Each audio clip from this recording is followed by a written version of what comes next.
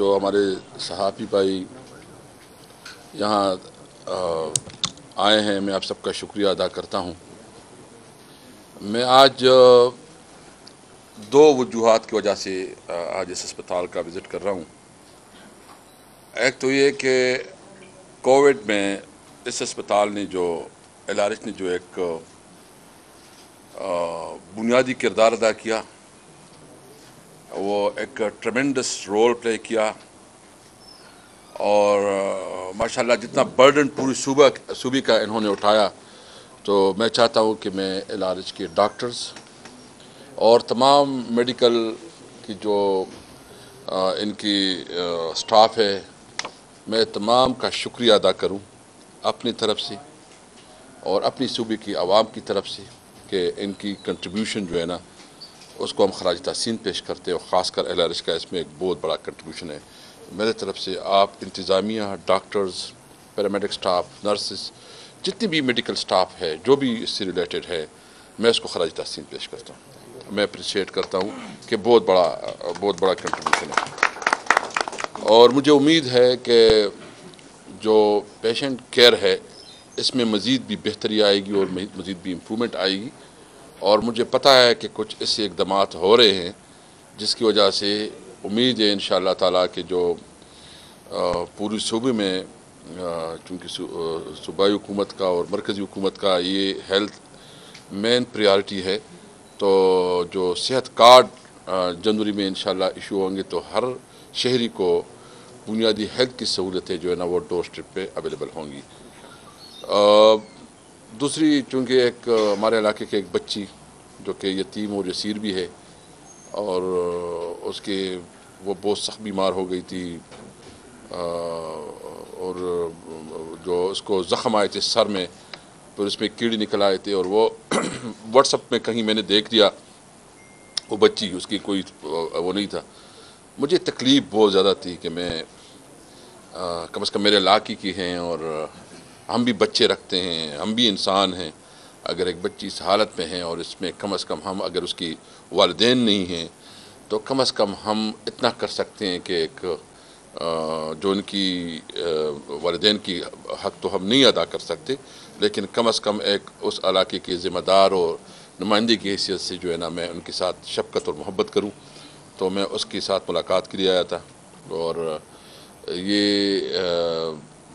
मेरे साथ जो है ना MLA साहब भी आए हैं और चेयरमैन हुबैब फाउंडेशन, जो कि एक बहुत बड़ी ऑर्गेनाइजेशन है, जिसके हरीपुर में भी बहुत बड़ा एक यतीम खाना बनाया हुआ है, बल्कि एक बहुत बड़ा स्कूल है जिसमें नर्सरी से लेके मैट्रिक तक और मैट्रिक से ऑनवर्ड जो है ना यूनिवर्सिटी तक ये यतीमों को मुफ्त एजुकेशन, इलाज सब कुछ प्रोवाइड करते हैं।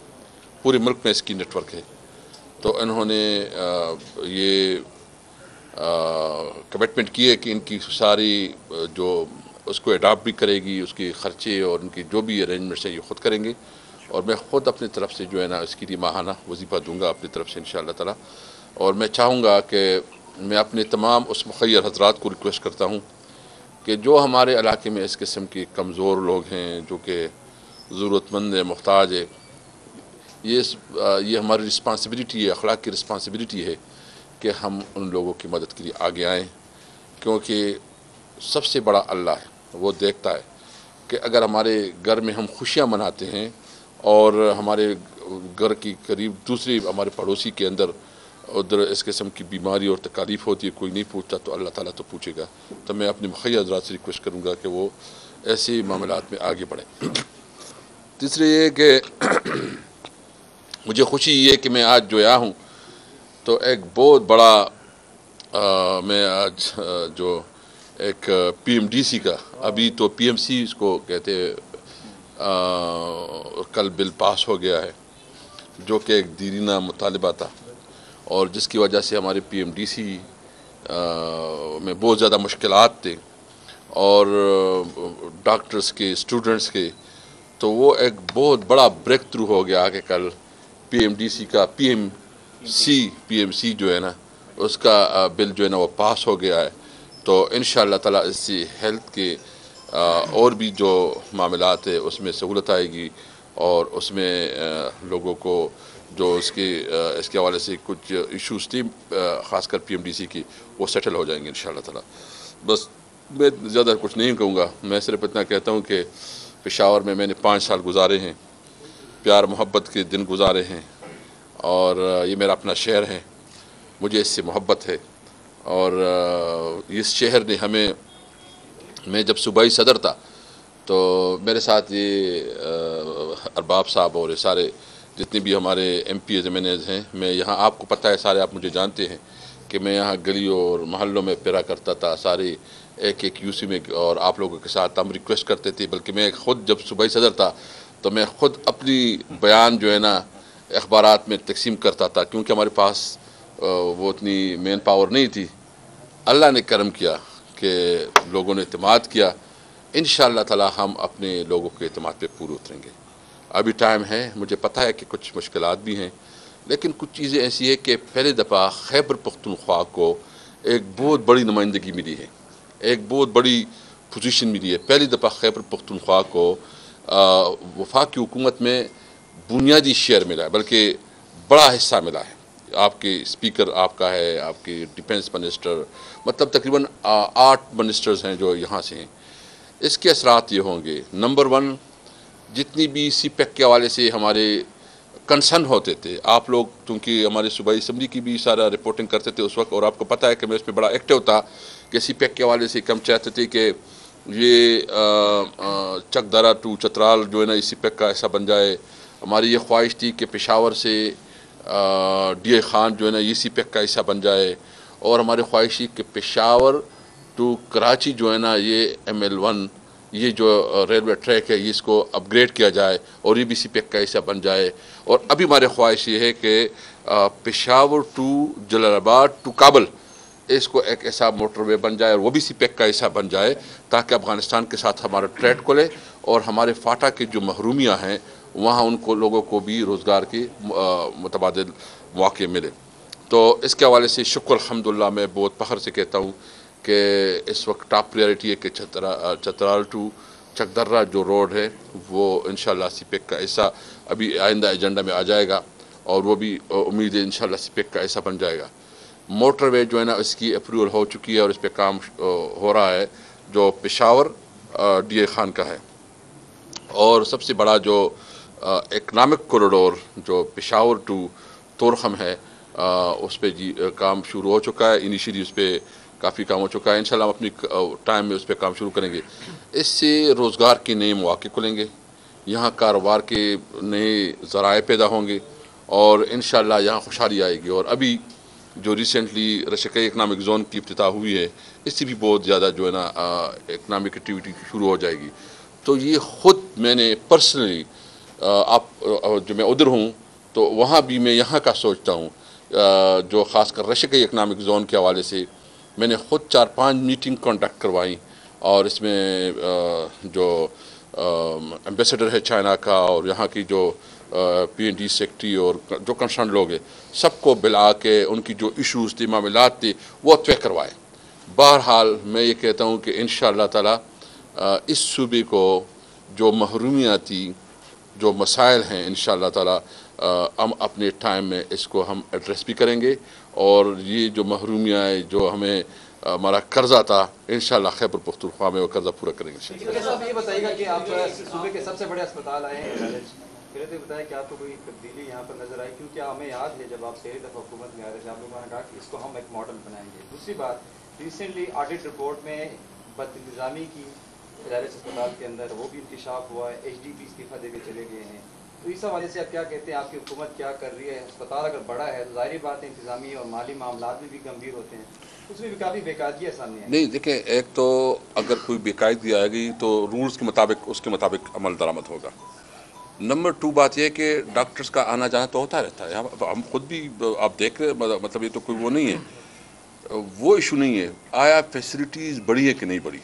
माशाल्लाह जो है ना बिल्डिंग हमने देखा, इतना खूबसूरत बिल्डिंग, इतनी अच्छी फैसिलिटी आई हैं, और आप ख़ुद भी देख रहे हैं। और आपसे मैं पूछता हूँ कि LRH जितना बर्डन उठा रहा है, जितना काम कर रहा है, तो शायद कोई मतलब ये टेररिज्म के दौरान जो इस अस्पताल ने कंट्रीब्यूट किया है, तो डॉक्टर्स की ट्रांसफ़र होना, किसी छोड़ना, ये अमल आता जाता है और ये होता रहता है। लेकिन सवाल ये है कि आया फैसिलिटीज़ बढ़ी हैं, आया यहाँ जो बुनियादी सहूलियात है वो उसमें कितना इजाफा हुआ है, वो क्या है। तो माशाल्लाह वो बहुत बेहतरी की तरफ जा रहा है। माजी में भी एक वार्ड बंद हुआ था, जी। दिल्ली में भी वार्ड बंद हुआ है। साहब ये बताइए, कल FTF जो बिल्स थे 12 बिल पेश हो रहे थे, तो उसमें गिनती के हवाले से अपोजिशन के साथ आपके बड़े अच्छे रवाबित थे, मगर उसके बावजूद भी अपोजिशन ने ये इल्ज़ाम लगाया कि नंबरिंग में जो है ना आपने कुछ कैलकुलेशन में जो है ना कुछ गड़बड़ की। सर एक ये इल्ज़ाम, दूसरा वो अभी कह रहे अपोजिशन ये कह रही है जो आपके खिलाफ तहरीकियात से इस्तेमाल लाने की ला रहे हैं आपके लिए कौमी सभी, इस हवाले से बताइए क्या देखिए मैं बिल्कुल ये उनका कानूनी हक है, अगर लाना चाहते हैं तो उसको कौन रोकेगा। मुझे कोई इशू नहीं है। देखो मैंने जो काम किया है मैंने कानून के मुताबिक किया है। कल लाइव चल रहा था सब कुछ, नंबर 1। नंबर 2 बात यह है कि मैंने जो रूल्स मैंने पढ़ के पूरे पढ़वाए हैं, फिर मैंने लॉ मिनिस्टर से भी पढ़वाए हैं। मैंने लीगल एक एक काम जो किया वो कानून के मुताबिक किया। नंबर 2 जो देखो मुझे बताएं ना, फेट अप बिल्स के लिए ये बिल जो है ना इनका टाइम है 30 सितंबर, फाइनल 30 सितंबर से। या तो आपने ग्रे लिस्ट में जाना है। ग्रे लिस्ट का क्या मतलब है कि दुनिया के आपके साथ ताल्लुकात तकरीबन ख़त्म हो जाएंगे। आपकी कोई शहरी जो है ना विज़िट करेंगे तो इतनी तकलीफ और मुश्किल होगा, पहले तो विज़िट नामुमकिन हो जाएगा, वीज़ा लगाना नामुमकिन हो जाएंगे। आप एक उसकी तरफ जा सकते हैं, मुल्क डिफ़ॉल्ट की तरफ जा सकता है। वैसे इकनॉमिक बहुत बड़े इशूज़ है। मैंने जो कुछ किया है मैंने नेशनल इंटरेस्ट में किया है और मैं इस पर अब भी बहुत अल्लाह ताला का शुक्र अदा करता हूँ कि अल्लाह ताला ने मुझसे वो काम ले लिया है जो कि पाकिस्तान के लिए लेना चाहिए था।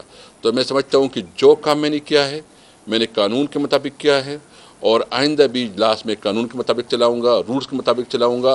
और आपने कल प्रोसीडिंग देखी है, मैंने सिर्फ जो कल किया है मैंने नेशनल इंटरेस्ट में किया है। बहुत अहम पोस्ट पर हैं, आपने इकनॉमिक जोन के बारे में बताया, मोटरवे के बारे में बताया, लेकिन यहाँ मसला जो है वो बुनियादी मसला ये है कि यहाँ 1300 रुपये एक बोरी जो है आटा मिल रही है। आज मेरी बात हो गई दुकानदारों से, तो उन्होंने कहा कि डिस्ट्रिक्ट गवर्नमेंट ने हमारा कोटा कम कर दिया। ये क्या मसला है? ये मसला कब हल होगा, कैसे हल होगा? क्यों पंजाब से आटे की पाबंदी लग जाती है? क्यों यहाँ आटा महंगा होता है और नाकीद होता है? देखिए आपसे ये भी करना, आपने ऑडिट रिपोर्ट का प्रॉपर जो जवाब है वो आपने नहीं दिया। जो अभी जो रिपोर्ट्स पेश की गई है कोरोना के हवाले से कि कोरोना जो मुख्तलिफ जो फंड्स दिए गए थे या जो फंड्स के थ्रू उन्होंने जो कुछ PPS या कुछ मास्क खरीदे, अगर बाजार में एक कीमत 500 रुपये की है तो वो 3,000 रुपये में यहाँ पे शो करके बताया गया। तो ऐसे लोगों के खिलाफ क्या जो है कार्रवाइयाँ की जा रही है, जो गैर कानूनी भर्तियाँ की जा रही हैं? बजाय तहरीक इंसाफ की हुकूमत यही कह रही है कि जी हम शफाफियत ला रहे हैं, तो आप इसके हवाले से बताएं, आप इसका क्वेश्चन आंसर देते हैं। देखो मैडम, आप माशाल्लाह बहुत एजुकेटेड खातून हैं और मुझे पता है कि आप किस चैनल से हैं। तो आप एक चैनल मैं समझता हूं कि आप एक चैनल का बन के सवाल ना करें, आप एक इंडिपेंडेंट क्वेश्चन करें।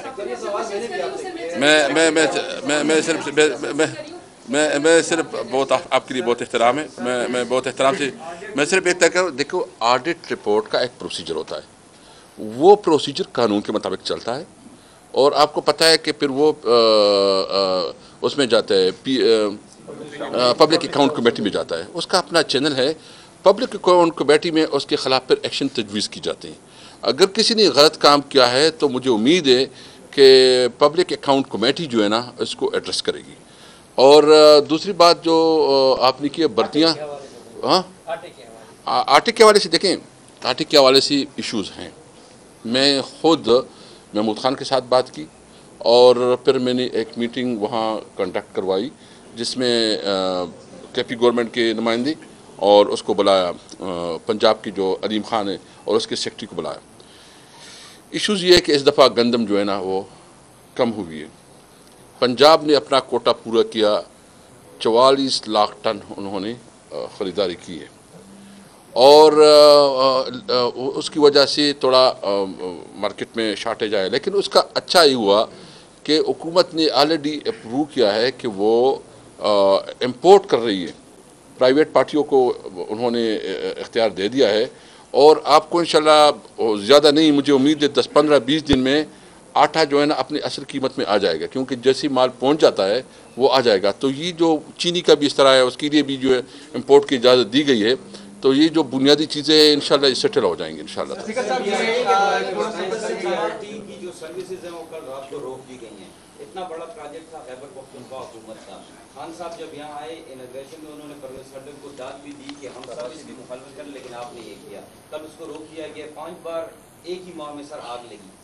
नहीं ठीक है, मैं इसके हवाले से चूँकि मैं ज़्यादा अवेयर नहीं हूँ और मैं बिल्कुल इसको पूछता हूँ, अगर उसका हुआ तो मैं चीफ मिनिस्टर से बात करूँगा इसका।